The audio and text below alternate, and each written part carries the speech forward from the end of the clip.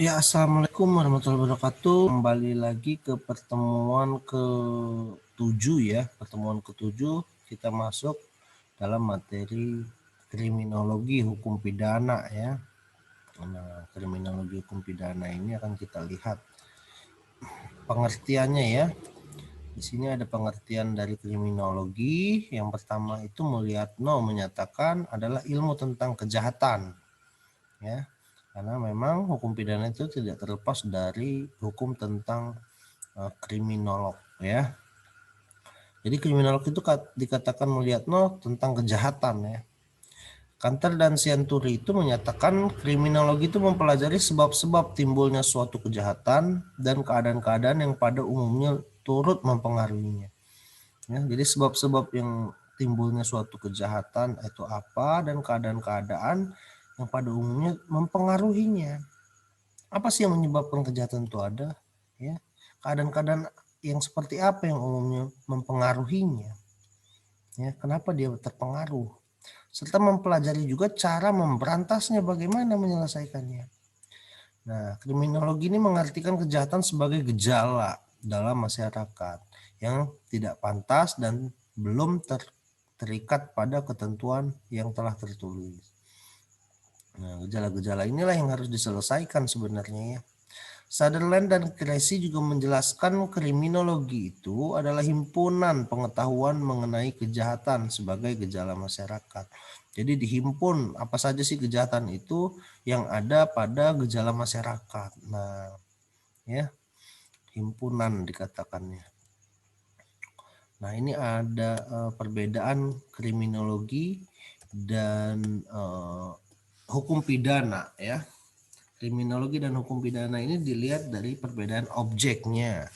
Secara objek kriminolog itu adalah orang ya, orang yang melakukan kejahatan sebagai suatu gejala dalam masyarakat. Bukan aturannya yang dilihat ya, orangnya yang melakukan kejahatan. Kemudian kalau hukum pidana, hukum itu aturannya yang dilihat, ketentuan peraturan mengenai kejahatan yang dilarang ya, yang tidak boleh dilakukan. Nah, itu aturan-aturannya. Sedangkan kriminolog itu objeknya orangnya yang melakukan, kenapa dia melakukan, ya, apa sebabnya, apa yang mendorongnya, kan gitu.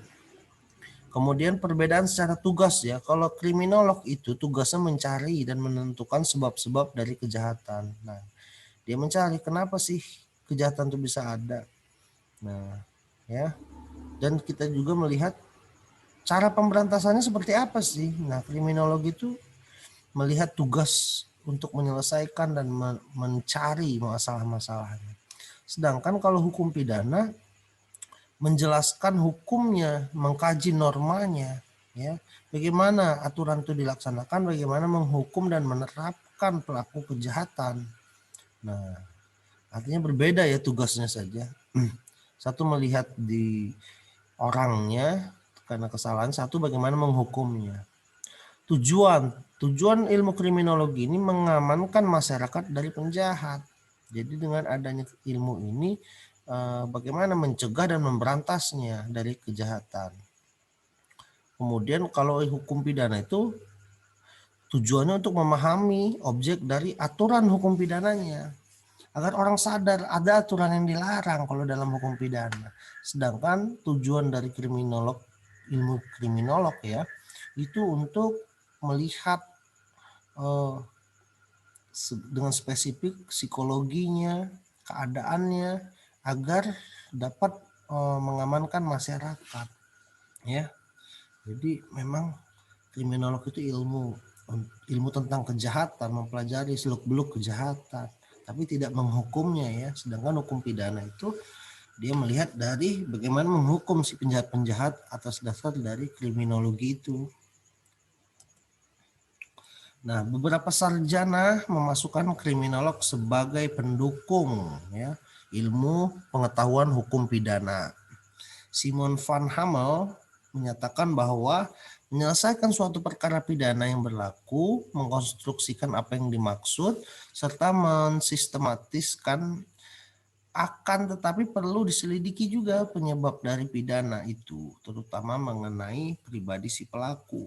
Ya, jadi harus diketahui dalam ilmu kriminolog sebabnya kenapa sih dia melakukan kejahatan. Dan selanjutnya perlu diperhatikan bagaimana cara menyelesaikannya agar tidak terulang lagi. Nah, ilmu hukum pidana tidak membahas itu ya, dia hanya membahas bagaimana cara menghukumnya. Tapi memang terkait ya, hukum pidana itu juga melihat dari apa yang telah disimpulkan oleh ilmu kriminologi. Nah, sarjana lain ya, seperti Jeff Van Bergen ini menyatakan bahwa ilmu hukum pidana itu bersifat norma, aturan ya untuk mempelajari hukum positif dan juga apa norma-norma sanksinya. Nah, ya, apa hukum positif dan norma-norma sanksinya. Nah, kemudian dikatakan juga pidana merupakan imbalan bagi seseorang pelaku tindak pidana. Ya, imbalan atau balasan ya. Maka kriminolog itu tidak ada sangkut pautnya. Dia tidak membalas, tapi bagaimana dia mencegahnya.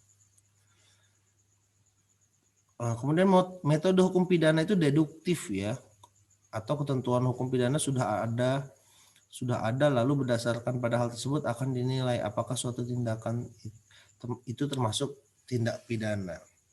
Secara umum ya, deduktif ini dilihat secara umum apakah dia termasuk pidana atau bukan. Nah, sedangkan kalau kriminolog ini sifatnya induktif ya. Nah, induktif itu dia secara khusus spesifik menyelidiki ya, dikaji sampai mana suatu tindakan dalam kenyataan itu memang kejahatan tanpa terikat pada ketentuan aturan. Jadi dia bebas aturan ya. Kriminolog ini tidak melihat aturan tapi dia bisa menentukan kejahatan. Ada juga beberapa aturan hukum sebenarnya yang tidak ada tidak ada muatan kejahatan ya. Dikatakan kriminolog itu mampu melihat ada kejahatan-kejahatan masyarakat yang belum dibuat aturan hukumnya, sehingga bagi ilmu kriminolog dia bisa dicegah dan diperbaiki melalui ilmunya. Sedangkan hukum pidana ketika ada kejahatan yang belum dimasukkan dalam aturan, dia tidak bisa dihukum. Nah, jadi memang tidak semua kejahatan itu ada di dalam hukum pidana, tapi semua kejahatan bisa dikaji dalam ilmu kriminologi. Ya, karena memang kriminologi itu adalah ilmu tentang kejahatan, ya, sebab-sebabnya, bagaimana dia melakukan, ya, alasan dia melakukan, dorongan-dorongannya sampai bagaimana menyelesaikan kejahatan itu sendiri. Kemudian pembagian kriminolog itu ya ada etiolog, ada pemberantasan ya. Nah, ada etiolog, ada pemberantasan. Etiolog ini disebut ilmu yang mempelajari sebab-sebab timbulnya kejahatan ya. Jadi sebab-sebabnya kenapa sih? Kemudian pemberantasan atau pencegahan ini menemukan cara-cara bagaimana memberantasnya. Jadi kenapa dia timbul dan bagaimana memberantasnya. Nah, ini ya ilmu dari Kanter dan Nah, selanjutnya ada pembagian kriminologi ya. Menurut Sutherland dan Cressy ya, ada 3. Kriminologi itu ada ilmu kemasyarakatan dari hukum atau pemasyarakatan hukum ya, yaitu usaha menganalisa keadaan secara ilmiah untuk perkembangan hukum pidana. Jadi memang peruntukannya sosiologi of law ya. Jadi masyarakat, hukum dan masyarakat ini. Kemudian dia juga melihat etiolog ya, sebab-sebab dari kejahatan itu ya.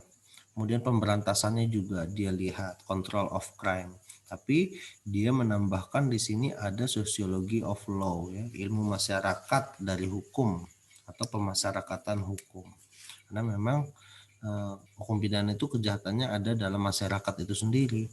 Walaupun sebenarnya ada juga bagian ilmu yang menyatakan bahwa kebijakan kriminal yang mengakibatkan kejahatan itu tumbuh dan muncul, dan bukan hanya dari kebijakan saja kejahatan itu, ekonominya ya, dari lingkungannya, nilainya, agamanya, pendidikannya, semua mempengaruhi ya.